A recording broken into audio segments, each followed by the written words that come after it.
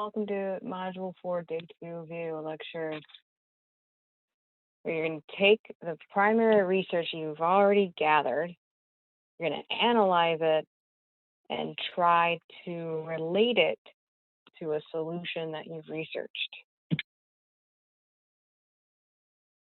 And all of that will go into the research plan or memo type document.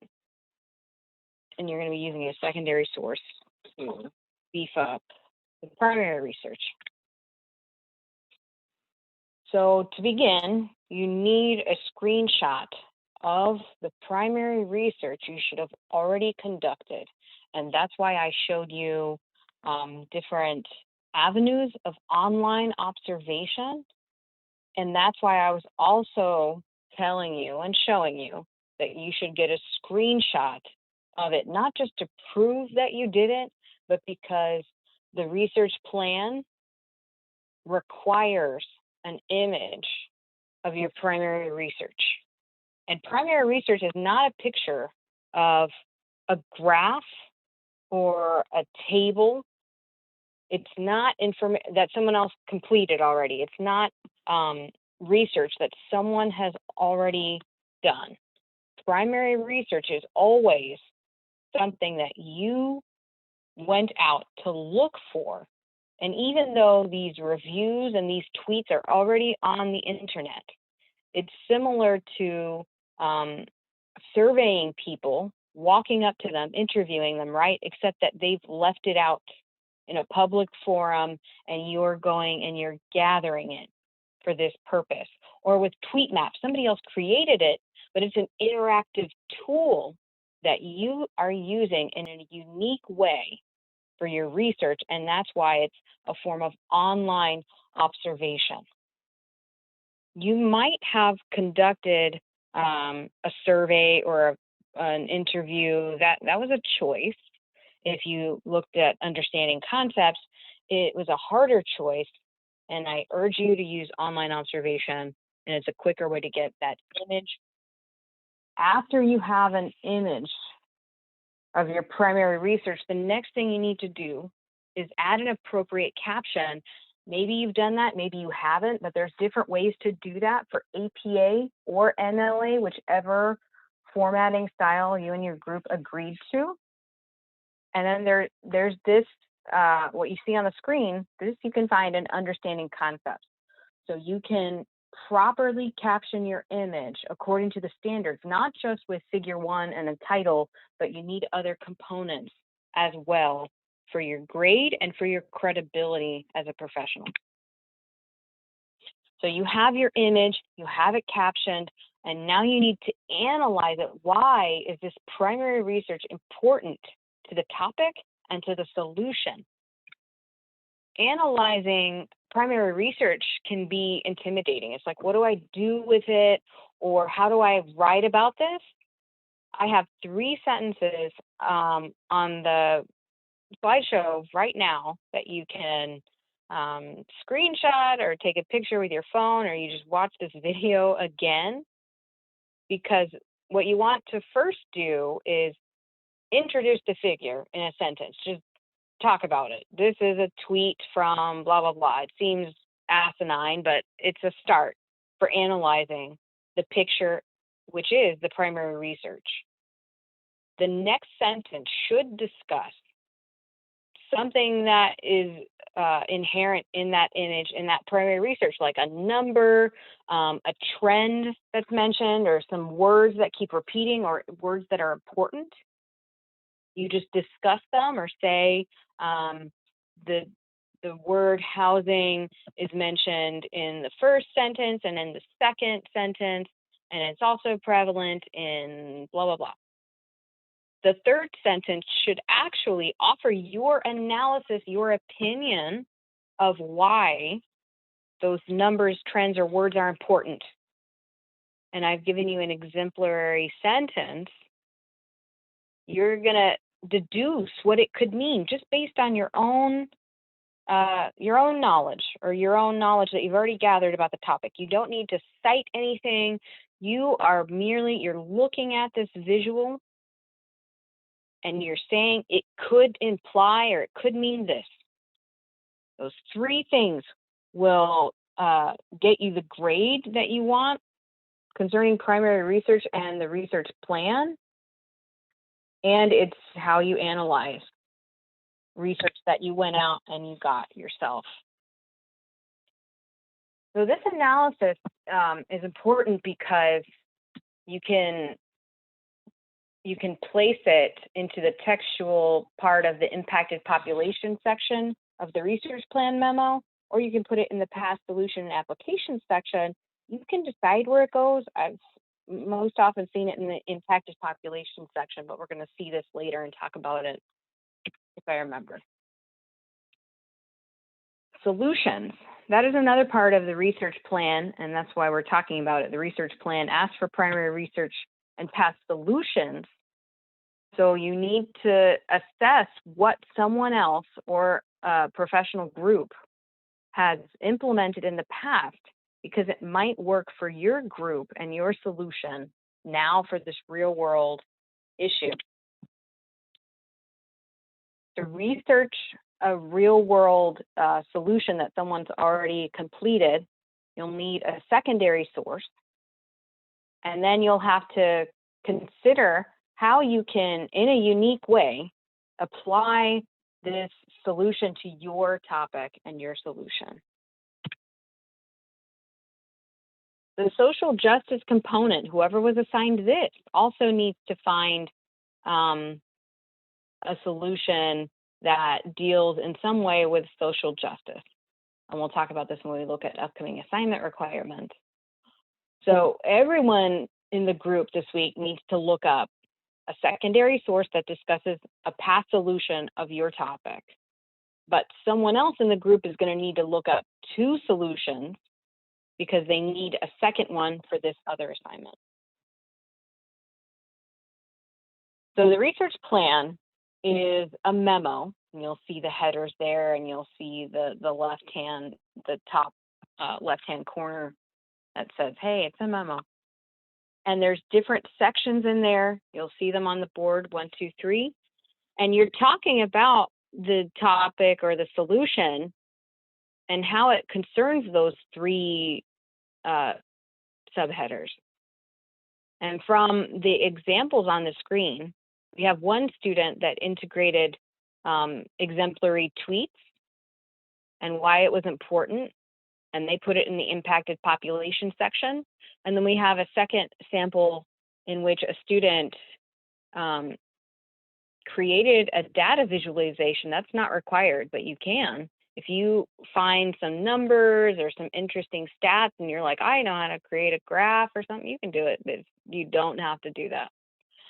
What's important about this second example is that they used online reviews as well and incorporated that into their impacted population section.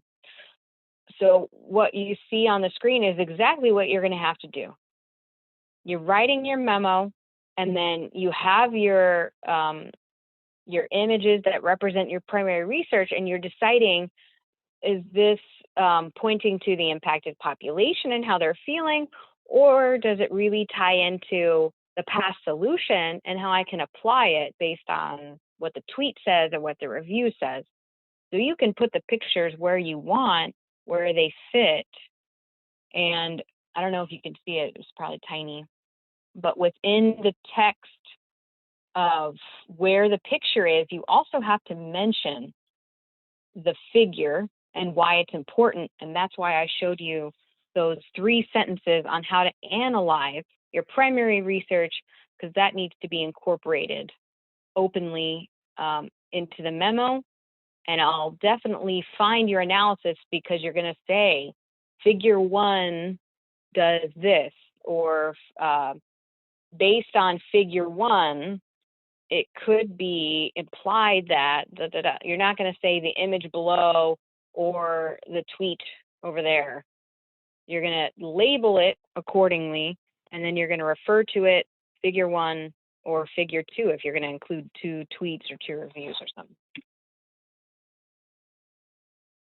So your research plan, you need definitively that primary source incorporated in there somehow.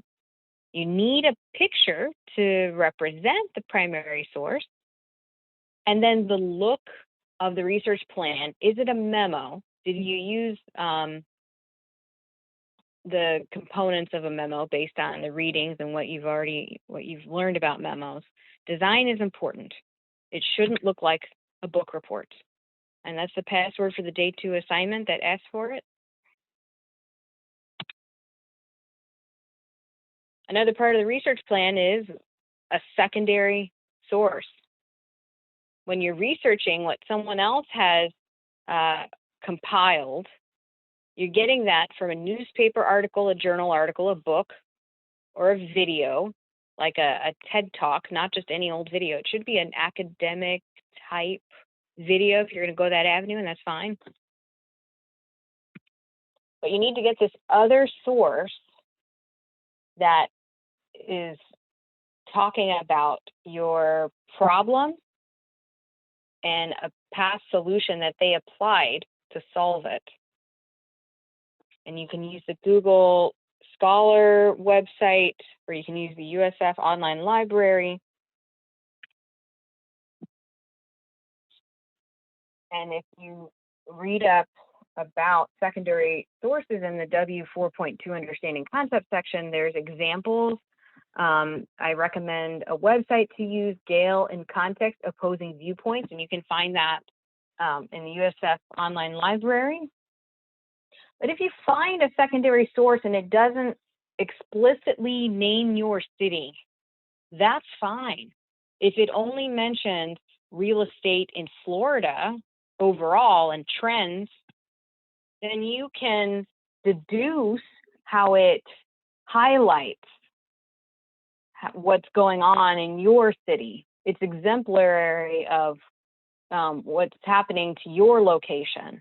It kind of is a through line, or it points to that. So you don't have to find a secondary source that talks about Tampa or Paris or whatever location your group chose to apply their topic to. You have to find a secondary source that talks about maybe the state or the province or the country and the topic. And through your analysis of that secondary source, you tell me why it applies to your location. Or if you can't find one about a real estate in Florida, and you just find one that talks about real estate issues or housing or whatever your topic is, then you can also analyze that secondary source for how it applies to your location and highlight the issue for your location. If you're still confused about that, then you reach out to me. Let's look at the assignments from day 2. There's some extra credit here, and even though they're 5 points apiece, they really add up, and there's 3 chances for you to get extra credit. There's the tutoring, and I've explained that in other modules. You can turn in your research plan or your social justice component for extra credit tutoring, or you can analyze more about reports for extra credit. There's also a midterm instructor created survey, a midterm survey I created. You click it, and it's a Google survey that you fill out. And once you submit it, a password pops up on the screen that you then go back to this assignment slot and you type in the password into the text box, or you upload it as a docx. Can do that too. And then you get 5 points. Super easy. And it's anonymous, so you can really, tell me how you feel about the course. And it helps me better the course if I keep getting the same kind of comment. It helps me out. So 3 avenues of extra credit. Don't miss out on that. And then the major assignment that everyone in the group is completing, what I've been having these video lectures for, the research plan and solution. It's a memo that's going to tell your higher authority, your boss, your pseudo boss for whatever professional organization you and your group decided that you're representing. You're telling them the important parts of the solution, and that includes an impacted population. And it shouldn't just be, oh, this impacts women.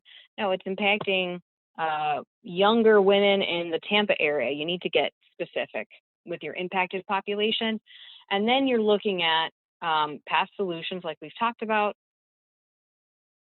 Part of the memo should include answers to all these questions. And then with the impacted population section, here's your breakdown of the memos right here. That's where ideally you're going to talk about the primary research. Although, as I mentioned, you could put it in the past solutions section if you feel like it applies.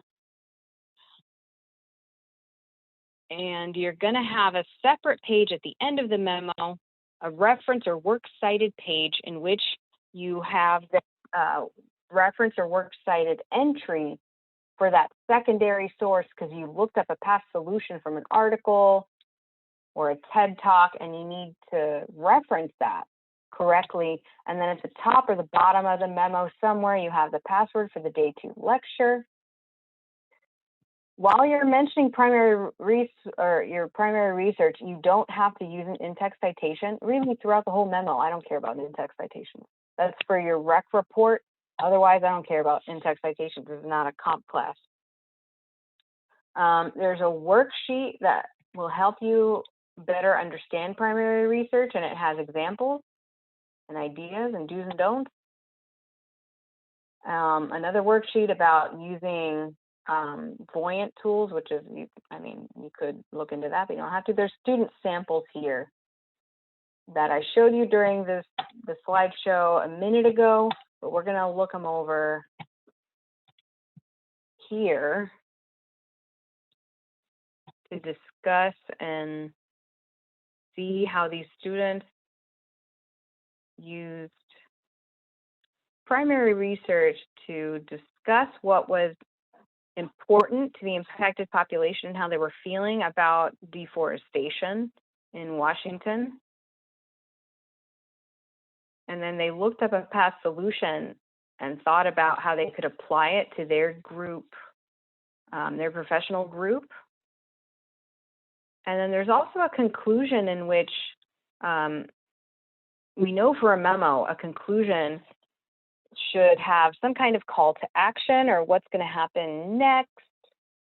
It shouldn't just be a wrap up. And then the student included the day 2 lecture password. And then here for the other sample, they're talking about internet access for Monticello and how it impacts the population because they can't, the speeds are so slow and they only have access to a few providers or based on whatever with the provider, something's happening. And then they looked at online reviews from certain providers, past solutions, how to apply it. So this whole section, the student is just answering these questions.